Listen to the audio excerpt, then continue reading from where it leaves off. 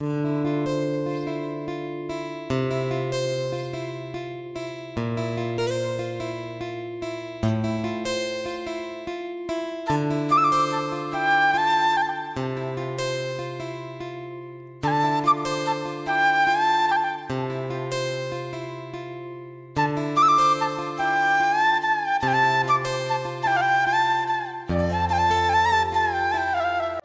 नमस्कार. कसे आहेत सगळे? मस्त मजेत ना? मजेतच असायला हवं. मी सुकन्या स्वागत करते तुमचं आजच्या एका नवीन व्हिडिओमध्ये. तर 4-5 दिवस झालं किती मस्त रुटीन सुरू होतं ना. सकाळी उशिरा उठायचं, नंतर जेवण बनवायचं आणि आहे ते रोजचीच कामं. त्या कामांना पण खूप वेळ होत होता. त्यात माझी तब्येत पण बरी नव्हती. आज मला बेटर फील होत होतं तर म्हटलं चला आपण सकाळपासूनच व्हिडिओ तुमच्यासोबत शेअर करूयात, म्हणजे तुम्हाला बघायला पण खूप छान वाटेल. रात्री मी हे कडधान्य भिजत घातले होते ना, ते तुम्हाला सकाळी दाखवते. म्हणजे मी कडधान्य किती छान, म्हणजे रात्री भिजत घातलेले किती छान भिजलेत ते. आणि ह्या मिशोवरून मागवलेल्या भांड्याचा मला ना खूप फायदा झाला आहे. टेन्शनच वाटत नाही काही. आज ह्यांना टिफिन द्यायचा होता, म्हणजे सेकंड शिफ्ट होती. दुपारी 12 वाजता जाणार होते, पण रात्रीचा पण टिफिन बनवून द्यायचा होता. काय होतं ना, संध्याकाळी 11 वाजतात त्यांना.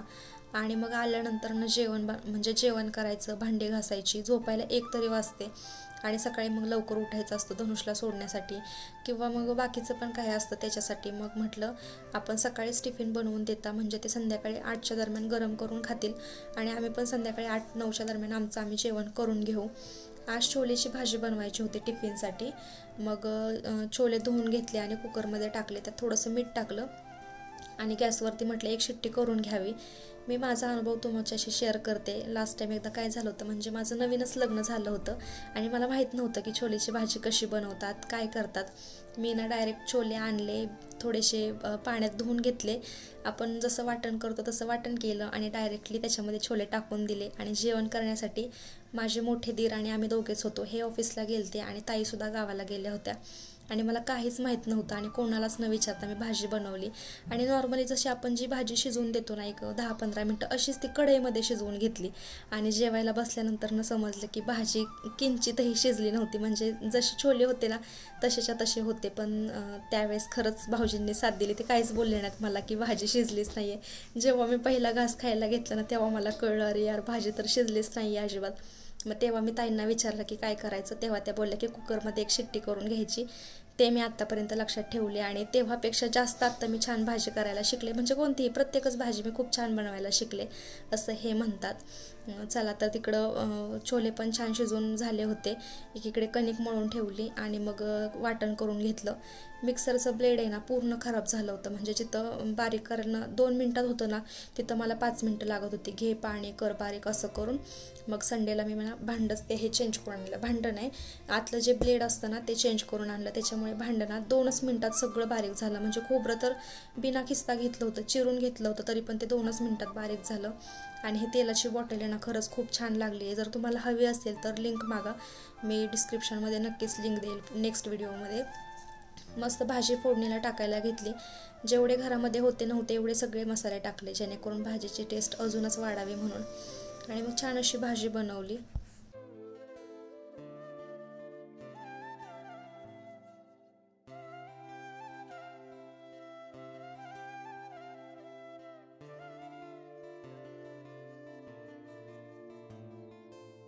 आपल्याला एखाद्या गोष्टीची सवय लागली असेल ना, किंवा वस्तू म्हणा काहीही म्हणा, त्याची सवय लागली असेल ना तर ती लवकर जात नाही असं मला वाटतं. म्हणजे बघा ना, हीच कढईबद्दल मी परवा बोलली होते की ही कढई मी परत यूजमध्ये घेणार नाही. पण काय करणार, ही म्हणजे रोजच्या वापरातली वस्तू आहे, ती तर हाताखाली येतेच आणि मग ती वापरण्यात येतेच. ही कढई ना बघता बघता आत्ता माझ्याकडून पडली असते. म्हणजे सगळे छोले अख्ख्या किचनवरती झाले असते. तरी पण काय माहिती, जुन्या वस्तूच मला खूप आवडतात. आणि मी एक सांगते, मला सगळेजण म्हणतात की मीठ तू हातानं नको टाकत जाऊस, चमचा वगैरे घे. पण मला ना हातानंच व्यवस्थित अंदाज येतो. म्हणजे भाजीत मीठ म्हणजे पहिल्यापासून सवय लागलेली आहे ती. हातानेच मीठ टाकायचं, चमचा वगैरे घ्यायचा नाही. पण प्रयत्न करते कधी कधी, पण होतं चुकून कधी कधी टाकलं जातं हाताने. पण लगेच चपात्या बनवायला घेतल्या आणि म्हटलं की जरा उशिराच बनवूयात चपात्या. पण ह्यांना आल्यानंतर परत जेवण पण करायचं होतं. पण धनुष आला की परत त्याचा आवराय घ्यायचा असतं आणि ह्यांना पण जेवण द्यायचं असतं, कारण त्यांना 12ला घरातून बाहेर पडायचं असतं. म्हणून म्हटलं घेता पटकन चपात्या, काय 5-10 मिनटाचं फक्त इकडं तिकडं होतं.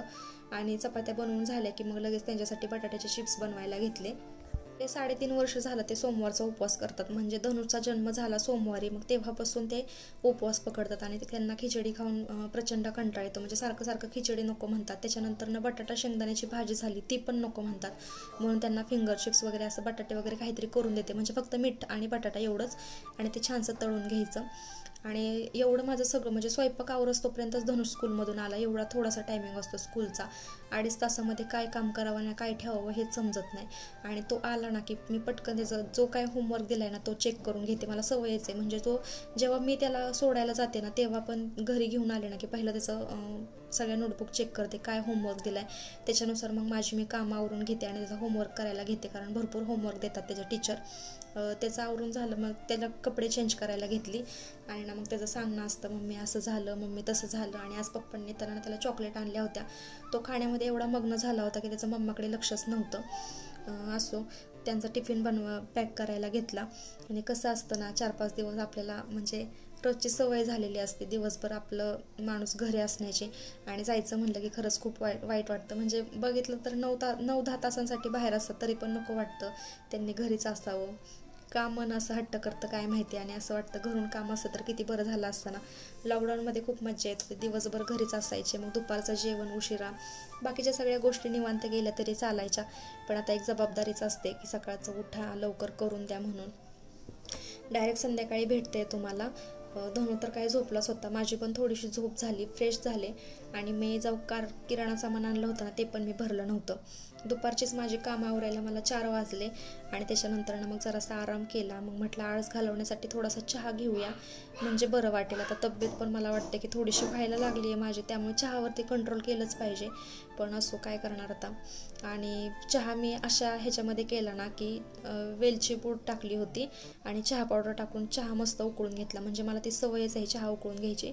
आणि मला साखर टाकायची लक्षातच नाही राहिली व्हिडिओच्या नादात. मी बाकीचं पण काम करत बसले, भांडी वगैरे मांडत बसले आणि डायरेक्ट चहा गाळून घेतला. आणि एक घोट पिल्यानंतर समजलं की अरे यार आपण ह्याच्यामध्ये साखरच नाही टाकली आहे.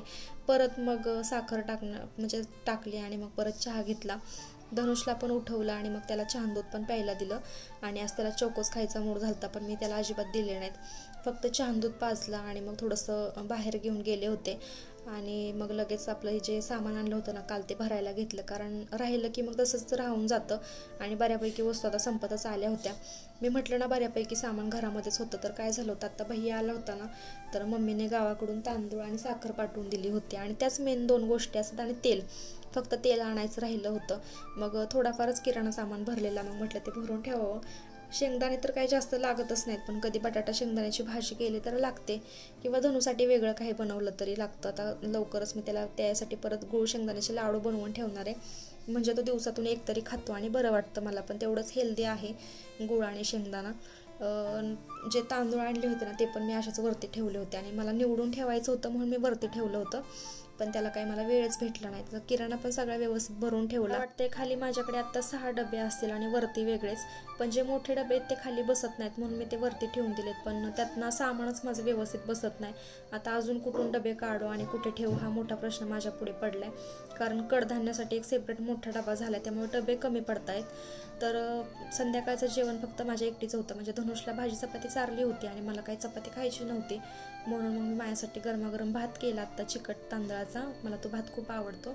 आणि भाजी, असं मस्त जेवण केलं. जर तुम्हाला माझे व्हिडिओ बघायला आवडत असतील ना तर आपल्या चॅनलला नक्की सबस्क्राईब करा. आजचा व्हिडिओ पण आवडला असेल तर लाईक करा. भेटूयात उद्याच्या व्हिडिओमध्ये. तोपर्यंत स्वतःची काळजी घ्या.